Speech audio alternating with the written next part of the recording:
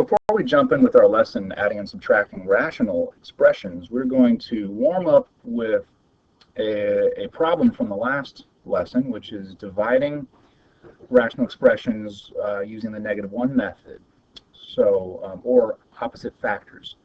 So here, as you can see, we're dividing, so we need to keep change flip. I went ahead and factored out the 4 first, and I factored out this trinomial to x plus 3, x minus 2. And keep change flip, dividing is the same thing as multiplying by the reciprocal. Now let's go ahead and factor the x squared minus 25, which is a difference of perfect squares. 2x minus 5, x minus 2 is the factorization of this trinomial. Because of the work that is shown here, we are splitting the middle term and factoring by grouping. 20 minus 4x is really 4 times 5 minus x. We extracted the greatest common factor of 4. And finally, you see that this 4 cancels with this 4. X minus 5 cancels with the 5 minus x is not quite ready to be canceled with x minus 5. We must extract a -1. Therefore, we are negating both terms, making it x minus 5. So now we can cancel out the x minus, this is no longer there. We cancel out the x minus 5 with x minus 5. The -1 is still there, don't forget about it. And putting all the remaining terms together, we end up with negative, because the -1, 2x minus 5 times x plus 5 over x plus 3. Okay, let's get on with today's lesson, adding and subtracting rational expressions. So remember that if there is a common denominator, you simply keep the denominator the same and add or subtract the numerators. If denominators are uncommon, find the least common denominator, known as the LCD. The LCD is the least common multiple, LCM, of the denominators. Factor the denominators and form the least common multiple by writing each factor to the highest power it occurs in either denominator. Let's take a look at some easy, simple integer fractions. 5/10 minus 1/10. Is there a common denominator? Yes, there is. So we simply write down 5 minus 1.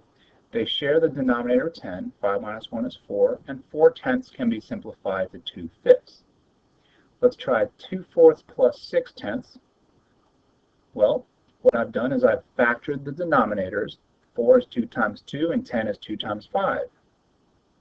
If we look at our two denominators, the least common multiple is formed by taking the factor and writing it to the highest power. So in other words, there's 2 times 2. There's 2 2's here, so we need a second 2 over here. That's why we multiply the denominator by 2. Whatever you multiply in the denominator, you must multiply in the numerator to keep the fraction equal. Now on this fraction, we're missing a 5. So we multiply 5 in the denominator and multiply 5 in the numerator. Putting it all together, 5 times 2 is 10. 6 times 2 is 12, and our common denominator, our least common denominator, is 5 times 2 times 2, which is 20. So now we have 22 over 20, which is reduced to 11/10. Let's go ahead and introduce some variables. So we have 3x over 5x squared plus 7 over 5x squared. We have a common denominator, so we simply put the numerators together, 3x plus 7, and the denominator is shared, 5x squared. Can we simplify anything? No, we cannot. This is the final answer.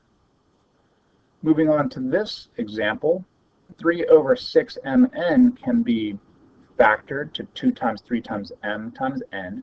2n squared is 2 times n times n. So what we need, if we look here, we have a 2, a 3, and m and n.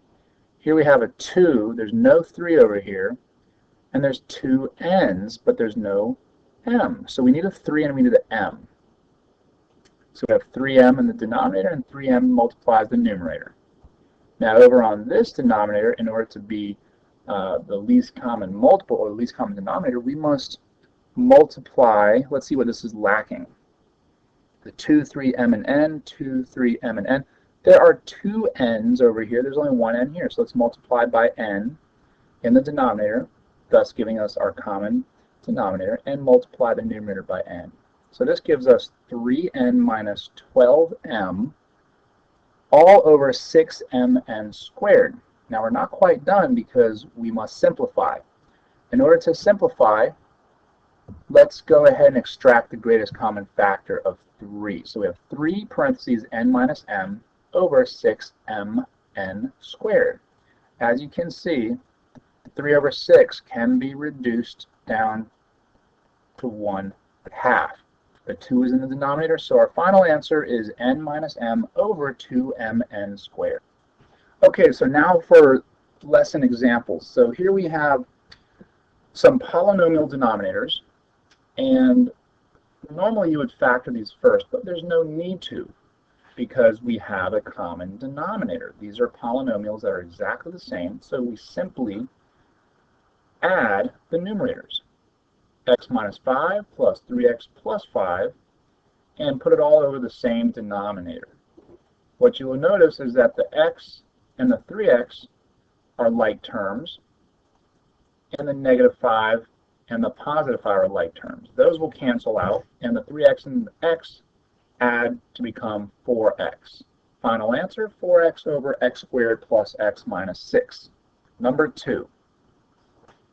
Here we have 2x over x plus 6 minus 5 over x plus 6. We have a common denominator, so let's go ahead and put down 2x minus 5 over x plus 6. Pretty simple. Okay, number 3 is a little more involved because, as you can see, we do not have common denominators. So we must factor the denominators first. As you can see, we factor the GCF of 2, giving us 2 times x minus 1. X squared minus 4x plus 3 can be broken down to x minus 1, x minus 3. So now we can inspect and we can see what we're missing. The least common multiple is built by, let's see, we have an x minus 1 and an x minus 1. They're both present. There's a 2 over here that's missing on this fraction, so we're going to multiply 2 in the denominator and numerator.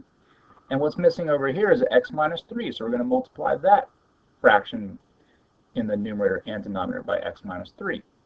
Let's go ahead and multiply, meaning the 2 will distribute throughout here. And x plus 2 times x minus 3, we're basically foiling this, which you should be able to do mentally. X times x is x squared.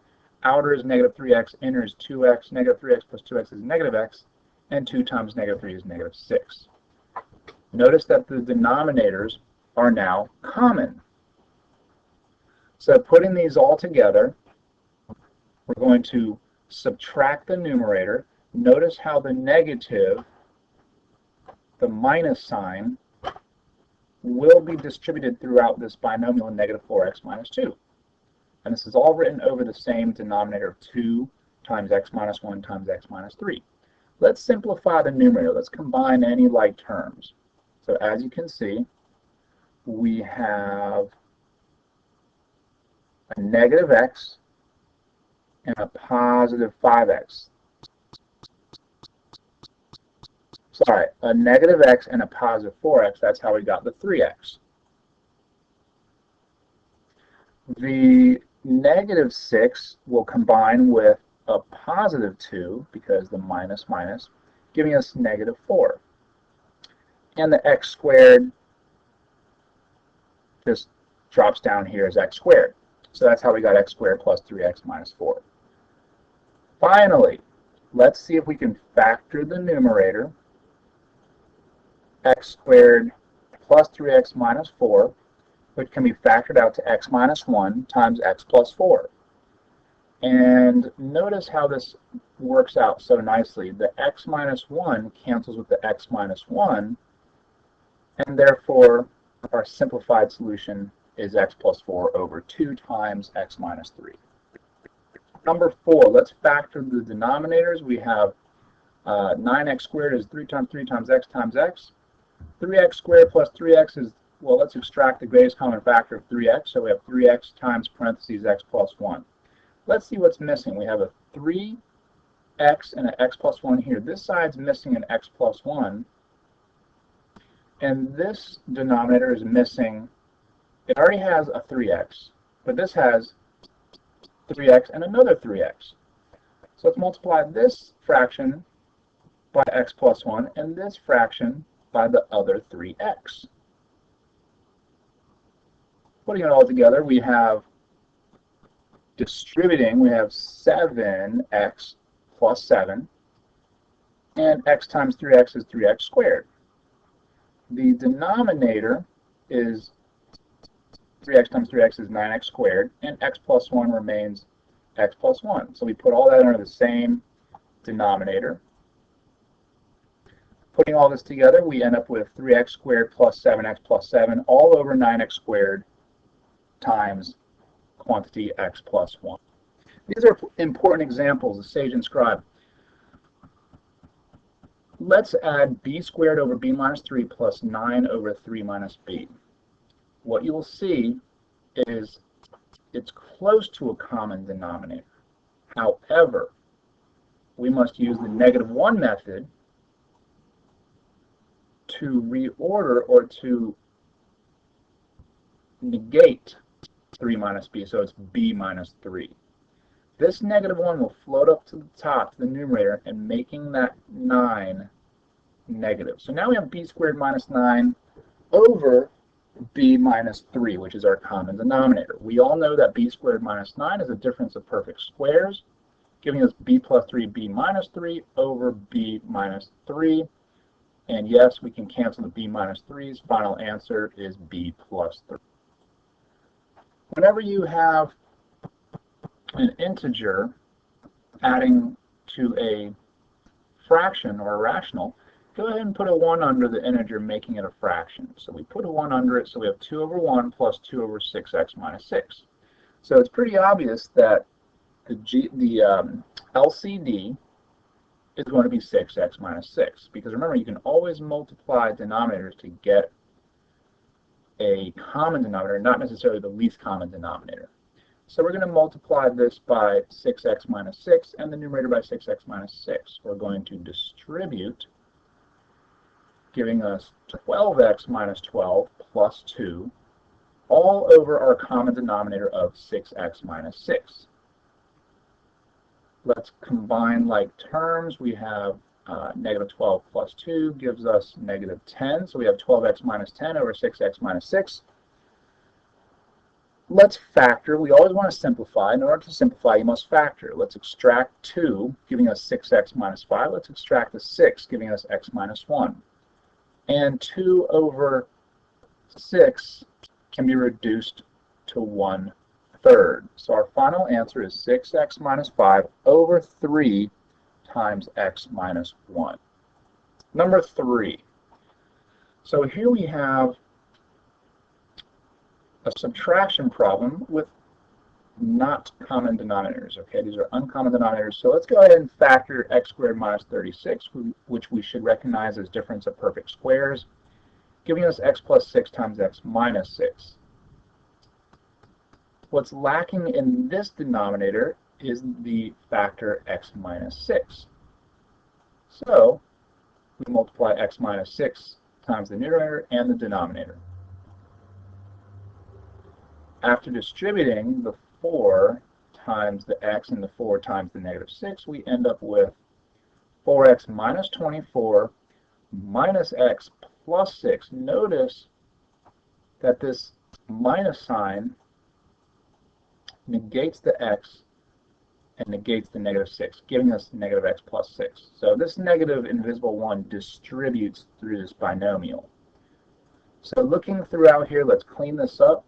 The numerator has a 4x and a -x, giving us 3x, and -24 plus 6 gives us -18. That's how we got 3x minus 18. Let's go ahead and extract the 3 out, giving us 3 times quantity x minus 6, and the x minus 6 is canceled. Final answer, 3 over x plus 6. Okay, last one. If the probability that an event will occur is 1 over x plus 1, then the probability that the event will not occur is what? Well, remember that a probability must basically, the probability that an event will occur and will not occur always adds to 1, always adds to 100%. Just like if you were to say there's an 80% chance of rain today, well, there's a 20% chance that it will not rain today. So with that logic, we're going to subtract this expression from 1, because 1 is 100%. So 1 minus this probability will give us the probability that the event will not occur. So let's put a 1 under it, making it a fraction. And now we can look for our common denominator, which is going to be x plus 1. Let's distribute x plus 1. Distribute the 1 times x plus 1, giving us x plus 1 minus 1 all over x plus 1. Notice that the minus 1 and the plus 1 will cancel each other out. Final answer is x over x plus 1. So this is the probability that this event will not occur. So there you have it. A bit of a longer lesson today. Best of luck to you.